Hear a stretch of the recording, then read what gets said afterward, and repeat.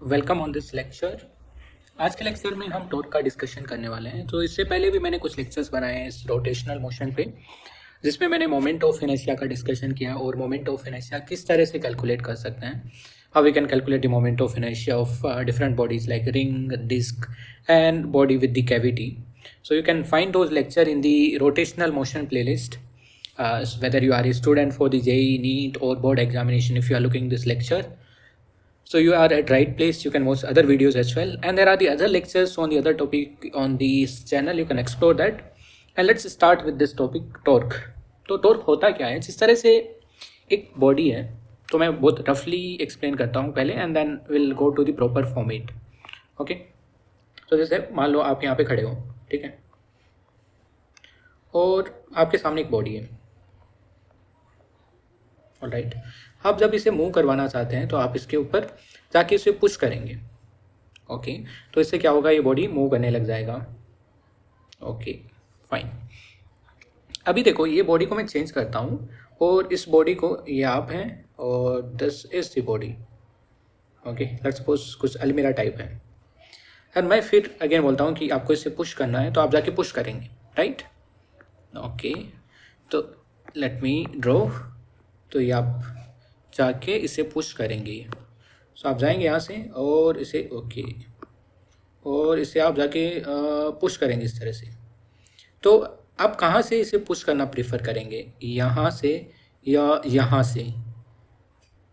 Okay, समझ में आ रहा है? मैं जैसे ये ले रहा हूँ बॉडी और मैं इसे ग्राउंड पे रखा है, तो आप एक तो इसे यहाँ से पुश कर सकते हैं, यहाँ से पुश कर सकते हैं, या फिर यहाँ से जंप करके आगे से पुश कर सकते हैं। ओके, तो अभी आप आराम से बैठ जाओ साइड में। तो बेसिकली आप कहाँ से पुश करना प्रेफर करेंगे? आप इस तरह से पुश करेंगे जिससे ये जस्ट मूव करे। बेसिकली मिड से पुश कर सकते हैं या फिर लोअर मिड से पुश कर सकते हैं आप, बट आप इसे ऊपर से पुश नहीं करेंगे क्योंकि उसमें चांसेस हैं रोटेट होने के एंड फॉल करने के।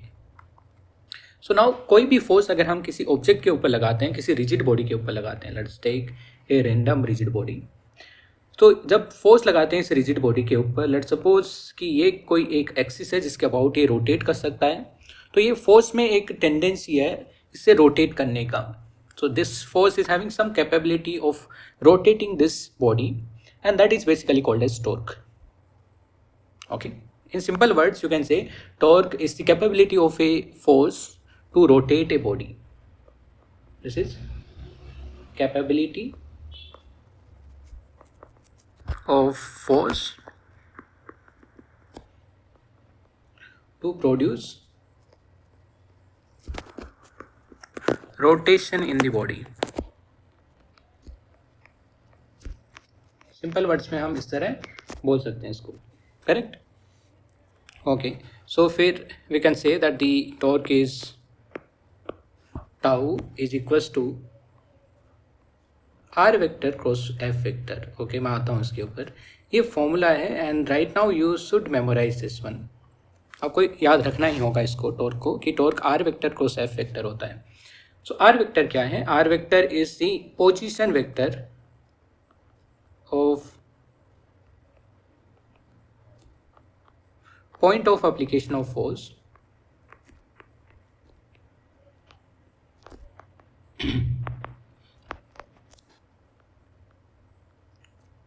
with respect to axis of rotation, ठीक। एंड एफ वेक्टर क्या है? F vector is force acting on the body.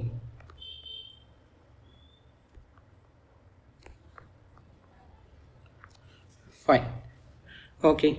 So R तो अपने पास में पोजीशन वेक्टर है एंड फोर्स है, force vector acting on the body, and this the cross product of that is given as the torque. Okay, इसी को हम इस तरह ही क्यों डिफाइन किए? हम ऐसा क्यों नहीं डिफाइन किए कि डिस्टेंस टाइम्स ऑफ फोर्स और distance divided by force? Because अगर हम प्रैक्टिकली देखें तो लेट्स सपोज जैसे ये अपने पास में इस एग्जांपल में ये पॉइंट है जिसके अबाउट और ये पॉइंट है जिसके अबाउट ये रोटेट कर सकता है, तो आप देखेंगे इस फोर्स को जितना ऊपर रखेंगे आप, उतना ही इसमें टॉर्क का ज़्यादा टेंडेंसी होगा, right.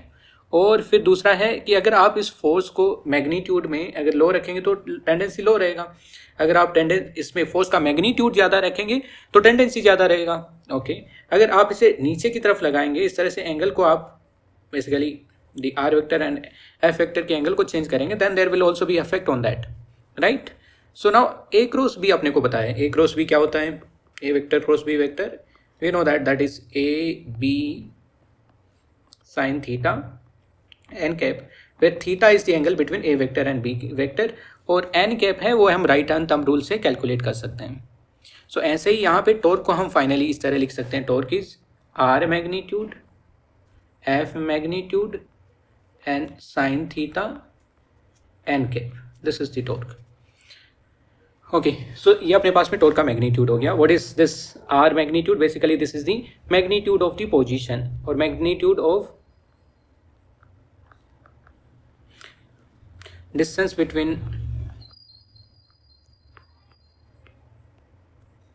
point of application of force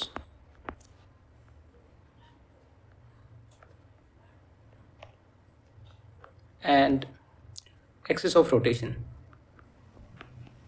अच्छा, and f vector magnitude क्या है, that is the magnitude of force।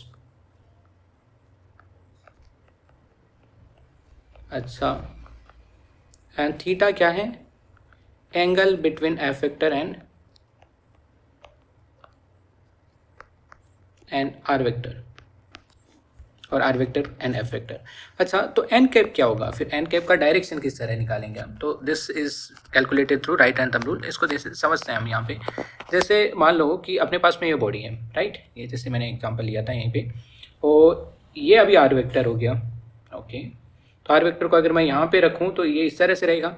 So R vector cross F vector, अगर आप राइट हैंड फिंगर्स को आर वेक्टर पे रखते हैं इस तरह से एंड रोटेट करने का ट्राई करते हैं एफ वेक्टर की तरफ, तो आपका थंब है वो ऑफकोर्स नीचे की तरफ डिनोट करेगा इस प्लेन के अंदर।